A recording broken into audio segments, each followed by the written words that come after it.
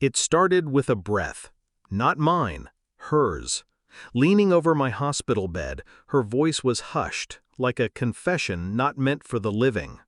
"You should have died," she whispered, her fingers brushing hair from my forehead. "I would have cried at your funeral, played the perfect wife. But this dragged-out nonsense? You're pathetic."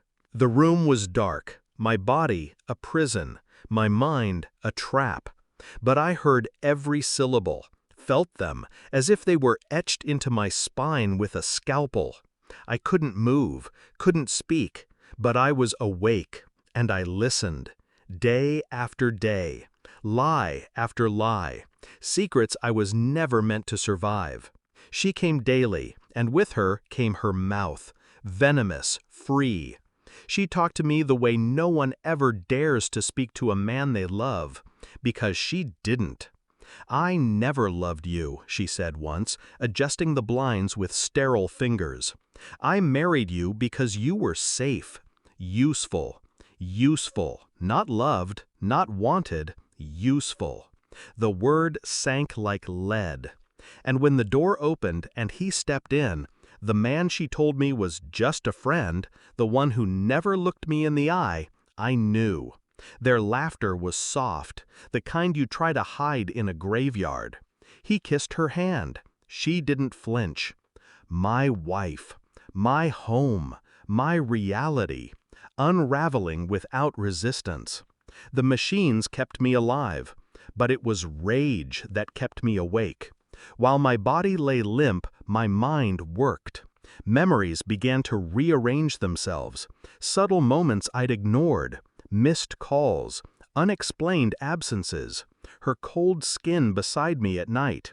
I remembered a message once, half deleted on her phone. "Last night was a mistake, but God, I miss you." She told me it was spam. I believed her. I always believed her, until now.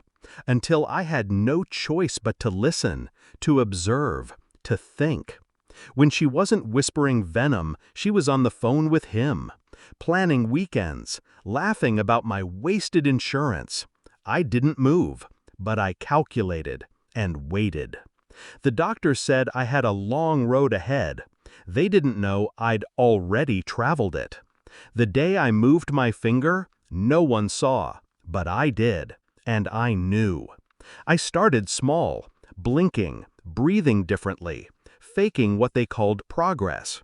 It gave me time to contact my lawyer through a nurse I trusted, time to secure a copy of our joint account withdrawals, time to trace the payments to her hotel bookings, one of them in his name, time to draft the will, time to change it, time to leave behind what she'd never see coming.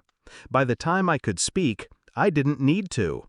The papers had been delivered. Everything, divorce, asset split, evidence, was already done. I didn't confront her. I didn't scream. I simply asked, "How long were you hoping I'd stay unconscious?" Her face cracked like old porcelain. She came alone that day. No perfume, no smile, just silence. I sat up, the bruises under my skin deeper than what the eye could see. She said nothing at first, just stood there, waiting for the version of me she used to manipulate. He was gone. "You knew?" she asked finally, voice brittle. "I heard every word," I said, "from the day you wished I'd die to the night you called him yours." She swallowed, hard. "I didn't. You meant all of it." I handed her the envelope. Divorce, account closures, evidence, finality. "You always said I was weak," I said, my voice calm, surgical. "But you forgot something." She didn't speak. "You never lie to a man in a coma, because he has all the time in the world to remember everything." Her hands trembled as she opened the folder, and I watched her world collapse. Quietly, exactly the way mine did. She begged, not for forgiveness, for silence. I gave her neither. The story became public. Our friends knew. His wife knew. She lost the house. He lost his job. I didn't lift a finger, just woke up and became something colder than death. I used to dream of second chances. Now, I prefer precision. I left the hospital a man rebuilt from the inside out, not by medicine, but by betrayal. She once whispered I was pathetic. Now, she won't even say my name. Good. Let it rot in her throat.